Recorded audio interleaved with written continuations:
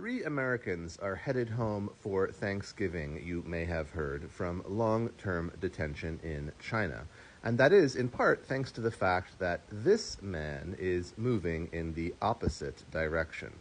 Unlike the Americans, though, Mr. Xu is a known intelligence agent, albeit a kind of mid-level and provincial one, who was convicted a couple of years ago in a sprawling economic espionage case focused on America's aviation industry, and he was facing 20 years. The details are complex and fascinating, and you can read those elsewhere, but his downfall came, at least in part, due to terrible tradecraft. This guy had a unique email address associated with an iCloud account that was actively backing up his cell phone, full of video and pictures, even audio, of everything he was up to, from problems with one of his mistresses to, of course, all the espionage he was trying to conduct against the United States. Once the Americans got a warrant to look at that and see it all in real time, all they had to do was then roll him up.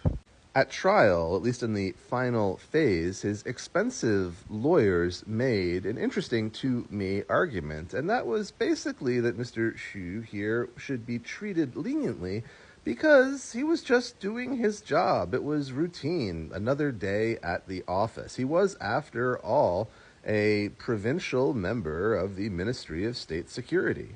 That didn't seem very effective, at least from a legal point of view, because he still got 20 years, but I actually like that line of argument. Yes, espionage is happening. It is a routine function of government. China will be spying on the United States today, tomorrow, next week, and next year. Now, China spies on America for most of the same reasons that America spies on China, but there is an important added dimension that was at play also in Mr. Xu's case, and that is for economic reasons, economic espionage. I've noticed, too, that this seems to bother people who understand military or political objectives, but for whom, for some reason, economic ones just aren't cricket. Some years ago, I was seated next to the spouse of a university president at a dinner function. I think, actually, by his request, who wanted to talk to me all about China. This guy was terrible for many reasons, much less smart than his wife. He was lecturing me about the meaning of the Chinese classics and also complaining vociferously about China's economic espionage. I started by trying to explain that from Beijing's point of view, economic strength is one aspect of national strength, and so the distinction between different types of spying is not so straightforward.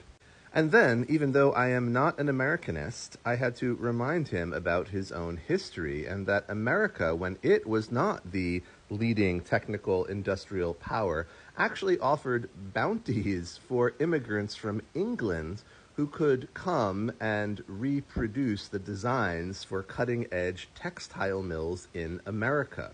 England, of course, was not happy about this and often tried to stop the activity and the people from going, but this is how somewhat economically, technically backward countries behave. It's not surprising. I'm not taking a moral stance here at all. I'm just saying America did it, China does it. You too would probably do it if you were in charge of some place that would benefit. And so, when you hear about more of these cases in the future, and you will because there are tons all the time, maybe consider looking at it this way, that for many people, like Mr. Xu's lawyers argued, it's just another day at the office. And if anyone looks like he has a case of the Mondays, it's this guy.